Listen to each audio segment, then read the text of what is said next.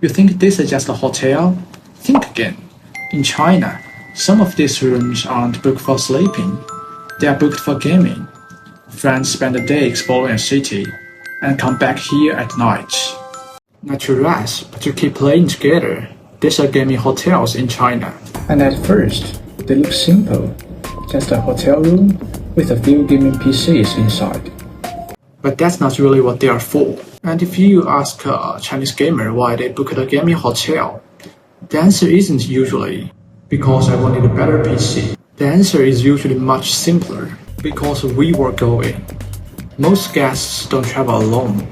They usually travel in groups. And for many young Chinese people, the rhythm already feels much familiar. Most universities in China have shared dorm rooms. You study together, eat together, stay up late together, and of course, play games together. Some students even joke that their dorm room is basically an internet cafe. That's why gaming hotels feel so familiar. The city replaces the campus, the hotel room replaces the dorm, but the group still stays together. That's the part many outsiders miss. Gaming hotels aren't successful because they have powerful computers. They're successful because they let groups keep doing what they were already doing. But that leads to an even bigger question. So why gaming?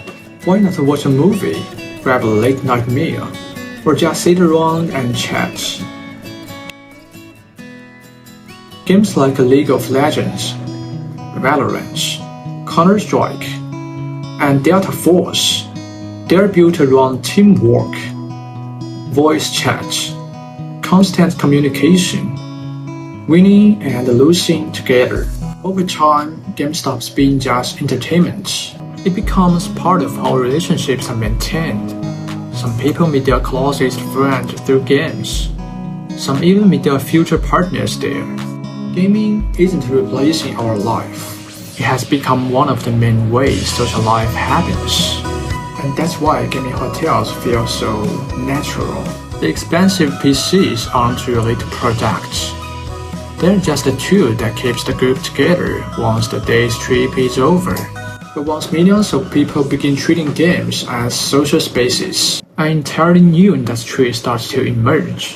One where people don't just pay for better equipment, they pay for better treatment. Once gaming becomes a social system, an entire service economy begins to grow around it. Take games like Delta Force. You can hire a highly skilled player to join your team. Their job is simple: help you win, protect you, get you out alive. These are called carry services.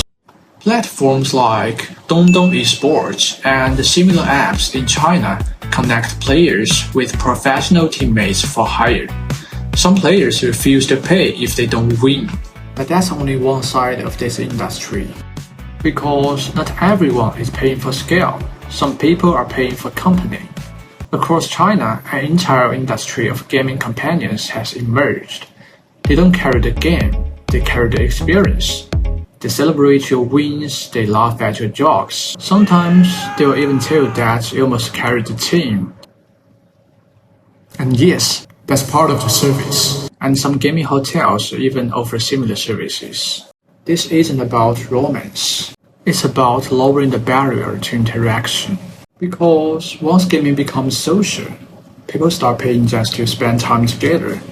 And that changes everything. But not everyone comes here to play. Some people move from city to city for weeks, or even months at a time. Freelancers, creators, temporary workers. Internet cafes are cheap, but offer no privacy. Regular hotels give you a bed, but feel empty after work. Gaming hotels offer both. You can work, play, rest, and move on the next day. Some come for friends, some come for gaming. Some come because gaming is part of how they socialize. But all of them end up in the same place. And that's the pattern. For years, people have argued that gaming is a waste of time. And in China, that stereotype still exists. But gaming has quietly become one of the easiest ways to stay connected. friends, classmates, co-workers, even people who never have met otherwise.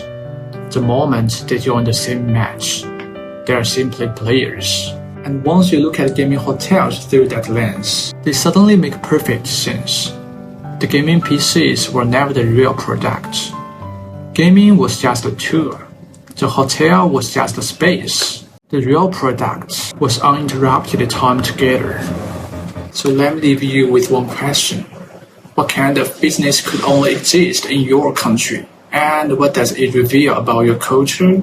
I'd love to hear your thoughts. Until next time.